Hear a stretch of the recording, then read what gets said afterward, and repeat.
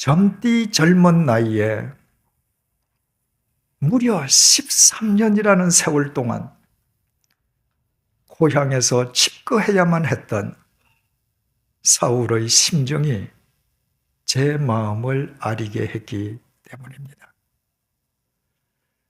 유대교의 큰 지도자가 되겠다는 청운의 꿈을 품고 사울은 고향 다소를 떠나서 예루살렘으로 상경했습니다. 그곳에서 사울은 당시 최고의 율법학자였던 가말리엘의 제자가 되었습니다. 그리고 대제사장을 비롯한 유대교의 모든 지도자들로부터 신임을 한 몸에 받는, 이를테면 유대교 내에서 가장 출세가 보장된 전도 유망한 청년이었습니다. 그 청년이 3년여가 지나서 고향 다소로 낙향했습니다. 고향으로 낙향할 때 사울은 더 이상 유대교인이 아니었습니다. 그는 유대교와 절연한 그리스도인이었습니다. 길이요 진리요 생명이신 예수 그리스도의 부르심을 받고 분명히 예수 그리스도 안에서 새로운 존재가 되었건만 지난 3년여 동안 주님을 위해 특별히 한 일이라고는 아무것도 없었습니다. 다메섹에서도 예루살렘에서도 주님을 증거하려는 그의 뜻과 계획은 모두 무산되고 말았습니다. 그렇다고 해서 고향을 찾는 사울 앞에 다소에서 뚜렷이 행하여야 할 무슨 일이 있거나 그를 기다리는 누군가가 있는 것도 아니었습니다. 딱히 할 일 없는 실패자와 다름없었습니다. 그 세월이 하루 이틀, 한 달, 두 달도 아니고 장장 13년이나 계속된 것입니다. 그 13년 동안 사울을 찾아오는 사람은 없었습니다. 도무지 사울을 필요로 하는 사람이 없었습니다. 다소 사람들 역시 유대교와 절연하고 그리스도인이 된 사울을 배교자로 보았음은 두말할 나위가 없습니다. 단지 고향 사람들이기 때문에 사울을 죽이려 하지 않았을 뿐입니다. 고향 사람들은 어느 날 갑자기 고향에 나타난 사울을 보고 처음에는 사울이 고향에 무슨 급한 용무가 있거나 아니면 쉬러 왔을 것이라고 생각했을 것입니다. 하지만 한 주, 두 주, 몇 주가 지나도 사울은 고향을 떠날 생각을 하지 않습니다. 두 달, 세 달이 지나면서 고향 사람들은 드디어 사울에게 무슨 변고가 생겼다는 사실을 확인하게 됩니다. 고향 사람들이 보기에 사울은 더 이상 전도 유망한 옛날의 청년 사울이 아니었습니다. 허구한 날 자기 집만 지키고 있는 사울은 영락없는 실패자처럼 보였을 것입니다. 고향 사람들 가운데에는 그와 같은 사울을 노골적으로 비웃거나 경멸하는 사람도 분명히 있었을 것입니다. 그때 사울이 겪어야 했을 모멸감이 얼마나 컸겠습니까? 세상살이에 관한 한 사울은 절대로 무능한 인간이 아니었습니다. 세상살이에 관한 한 사울은 누구보다도 유능한 사람이었습니다. 그럼에도 마치 무능한 실패자인 것처럼 살아야 하는 세월이 무려 13년이나 계속된 것입니다.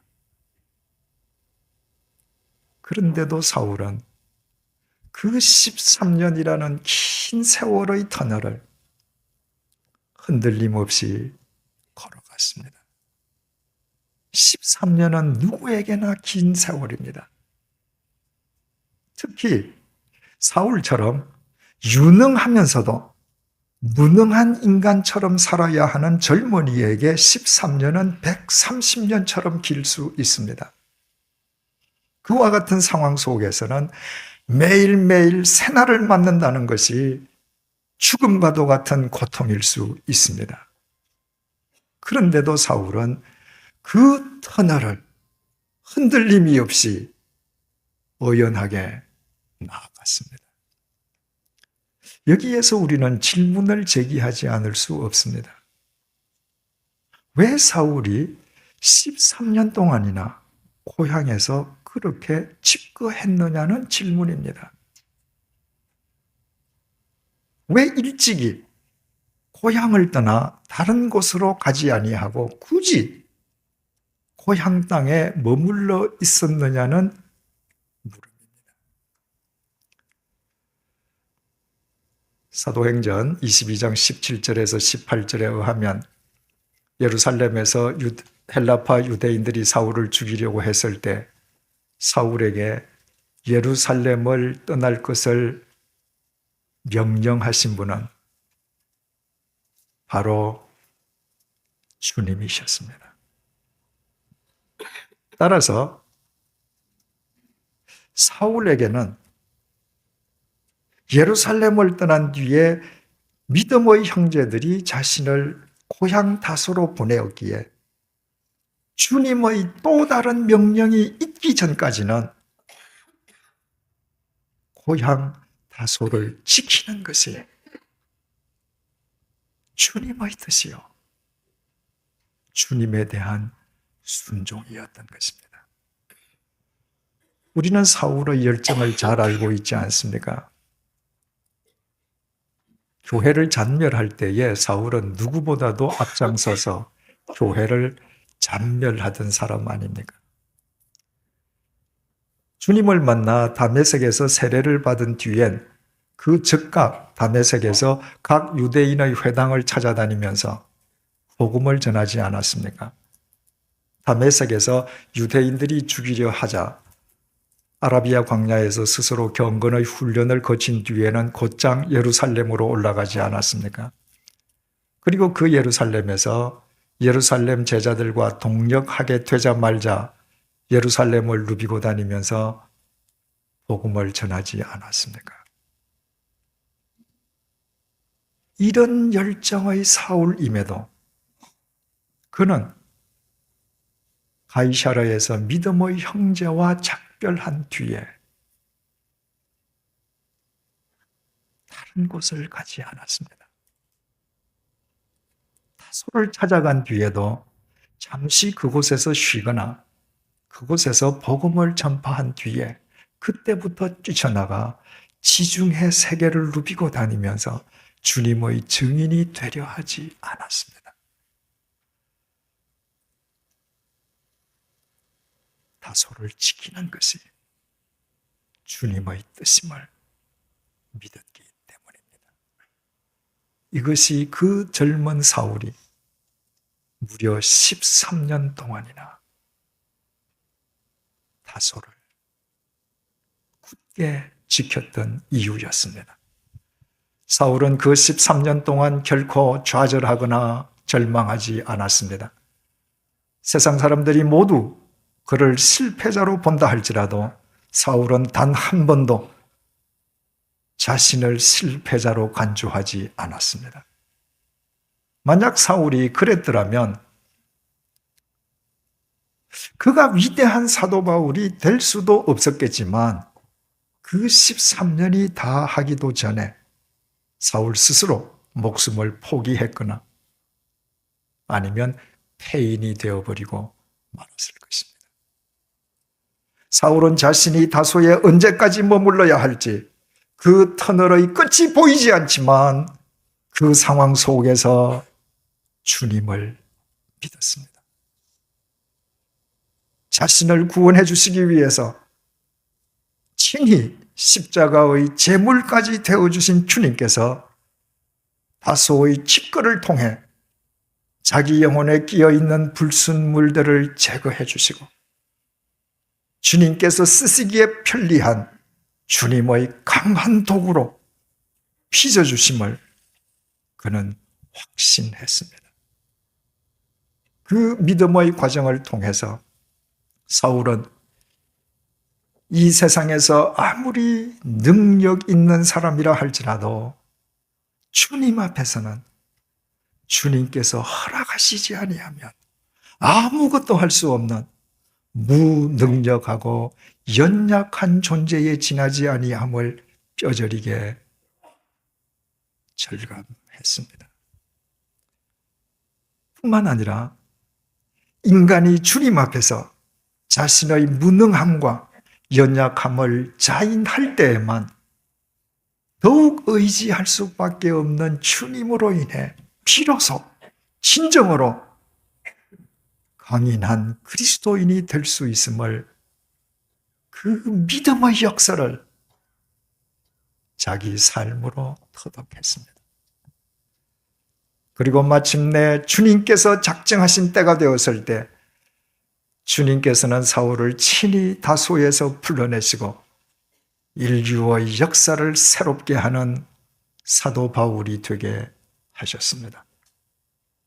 사울이 믿음으로 다소의 터널을 거침으로 인해 주님께서 사울에게 주시기 원하셨던 새로운 미래와 희망의 실체로서의 새 날을 사울이 누리게 된 것입니다. 사울이 위대한 사도의 삶을 살면서도 단 한 번도 자기 자만이나 자기 교만에 빠지는 실족을 범치 않을 수 있었던 것 역시 13년에 걸친 다소의 칩거가 있었기 때문에 가능했음은 재론의 여지도 없습니다. 이런 의미에서 사울이 오직 믿음으로 13년의 세월을 극복했던 그 믿음의 현장인 다소에서 저 역시 일평생 주님의 종으로 살아가기 원하는 한 명의 그리스도인으로 사울을 생각하며 눈시울이 뜨거워질 수밖에 없었습니다. 구원받은 모든 그리스도인에게는 어떤 형태로든 인생의 다소가 있기 마련입니다. 그때 인생의 다소를 피하려 하기만 해서는 안 됩니다. 주님께서는 어떤 경우에도 인간을 대상으로 장난치시거나 인간을 골리시는 분이 아니십니다. 주님께서 당신의 사랑하는 백성들에게 인생의 다소를 주시는 것은 인생의 다소를 통해서만 주님께서 주시기 원하시는 새로운 미래와 희망의 실체로서의 새 날을 맞을 수 있기 때문입니다. 몇 해 전에 호주 시드니에서 만난 한 교민으로부터 들은 이야기입니다.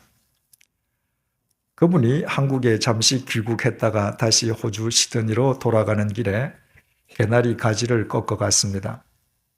그리고 시드니에 있는 자기 집 마당에 개나리를 심었습니다. 이듬해 봄이 되었습니다.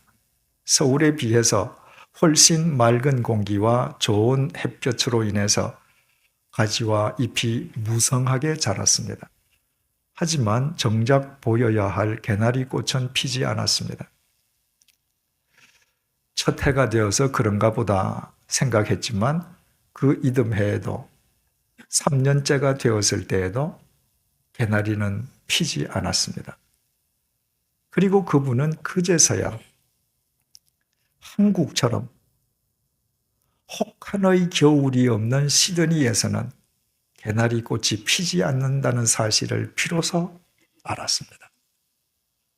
반드시 추위를 거쳐야만 꽃이 피는 것을 전문 용어로 춘화 현상이라고 하는데, 튤립, 히아신스, 개나리, 라일락, 진달래, 철쭉, 백합 등이 바로 여기에 속한다고 합니다. 인생은 마치 춘화 현상의 꽃과도 같습니다. 눈부신 인생의 꽃은 인생의 겨울을 통과한 뒤에야 아름답게 꽃망울을 터뜨리는 법입니다. 그런가 하면 봄에 뿌리는 봄보리보다도 가을에 파종해서 겨울을 나는 가을보리의 수확량이 봄보리보다 훨씬 많다고 합니다. 인생의 열매는 마치 가을보리와 같아서 인생의 겨울을 거치는 과정 속에 그 열매가 더 견실해지고 풍성해집니다. 이것이 주님께서 당신의 사랑하는 백성들에게 인생의 겨울인 인생의 다소를 주시는 까닭입니다. 인생의 겨울을 통과하고서만 주님께서 주시려는 새로운 인생의 봄, 아름다운 꽃과 열매가 거두어지는 인생의 봄을 맞이할 수 있기 때문입니다. 사랑하는 교우 여러분, 지금 어떤 인생의 다소에 처해 계십니까? 그것이 경제적인 다소이든 건강상의 다소이든 사람 관계의 다소이든 어떤 다소이든 절망하거나 좌절하지 마십시오. 오히려 인생의 겨울인 인생의 다소를 주셨음으로 인해 주님께 감사하고 주님을 찬양드리십시다. 참회의 절기인 사순절 첫째 주일을 맞이해서 주님께서 주시는 인생의 다소를 무작정 피하려고만 했던 우리의 믿음 없음을 회개하십시다. 우리에게 인생의 다소가 주어졌다는 것은 주님께서 우리에게 새롭게 주시려는 인생의 봄이 이미 우리 인생의 문턱 위에 다다라 있음을 의미하기 때문입니다. 지금 주어진 그 상황 속에서 오직 주님만을 신뢰하십시다. 본문의 사울처럼 주어진 우리의 다소 속에서 우리를 위하여 십자가를 지시기까지 우리를 구원하신 주님께 우리의 삶을 온전히 의탁해 드리십시다. 주님의 때가 이를 때에 우리는 기필코 주님께서 주시려는 새로운 인생의 봄을 맞게 될 것이요, 그때 사울의 고백이 곧 우리 자신의 고백이 될 것입니다. 자기 아들을 아끼지 아니하시고 우리 모든 사람을 위하여 내어주시니가 어찌 그 아들과 함께 모든 것을 우리에게 주시지 않겠느냐. 기도하시겠습니다. 우리를 구원해 주시기 위한 주님의 고난을 묵상하며 회개하는 절기인 사순절 첫째 주일을 맞이하여 이 시간 우리가 구체적으로 무엇을 회개해야 할 것인지 깨닫게 해주셔서 감사합니다. 겨울을 거치지 않고 봄만 맞으려 했던 우리의 어리석음을 용서하여 주옵소서. 주님께서 우리에게 새로운 미래와 희망의 실체로서의 새로운 인생의 봄을 주시기 위해 인생의 겨울인 다소를 주셨건만 그저 안일 한만을 추구하며 인생의 다소를 무작정 피하려고만 했던 우리의 나태함을 용서하여 주옵소서. 우리에게 주어진 다소의 터널이 단지 그 끝이 보이지 않는다고 해서 주님을 믿는다면서도 주님을 원망하고 좌절하며 절망하기만 했던 우리의 믿음 없음을 용서하여 주옵소서. 우리가 인생의 다소에 처해 있다는 사실 자체가 주님께서 우리에게 주시려는 새로운 인생의 봄이 이미 우리 눈앞에 와 있음을 의미함을 잊지 말게 도와주옵소서. 무려 13년간이나 다소에 칩거하면서도 오히려 더욱 주님을 신뢰했던 사울처럼 우리의 생각과 어긋나는 상황이 벌어질수록 주어진 삶의 자리에서 우리 또한 더더욱 주님만 믿고 따르게 하여 주옵소서. 13년에 걸친 다소에서의 칩거로 인해 사울이 인류의 역사를 새롭게 하는 위대한 사도 바울이 되었던 것처럼 어떤 인생의 다소 속에서도 주님과 동행하는 우리의 행보 역시 이 시대를 새롭게 하는 진리의 대장정이 되게 하여 주옵소서. 예수님의 이름으로 기도드립니다. 아멘.